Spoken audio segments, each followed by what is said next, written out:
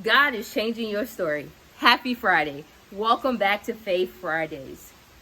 Listen, Joseph was sold into slavery by his brothers. They meant it for bad, but God used it for good. Joseph went through many trials and tribulations. He was even put in prison. During this time, while he was in prison, he interpreted dreams, and he thought this would be his key out of prison. But God was still preparing him for what was next. Joseph didn't know that God was changing his story.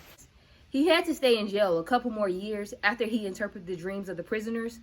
But God knew that Pharaoh needed him too. Pharaoh needed Joseph to interpret his dreams.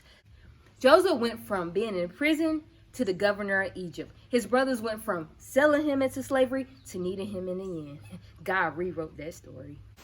Take Paul, for example. Paul's name was Saul at the beginning. During this time, Saul used to prosecute Christians. But when he had an encounter with Jesus, his story changed forever. God changed his story. He was blinded for a moment, but when God renewed his vision, he made all things new. Paul became a follower of Christ. Just remember, it does not matter about your past, what you did or did not do. When you allow God to intervene on your behalf, he'll make all things new. God will change your story. God will open doors that no man can close. God will continue to do things in your favor when you allow him to take charge of your life. So remember, whatever you're going through, whatever you're facing, allow God to lead you. Keep the faith. You got this.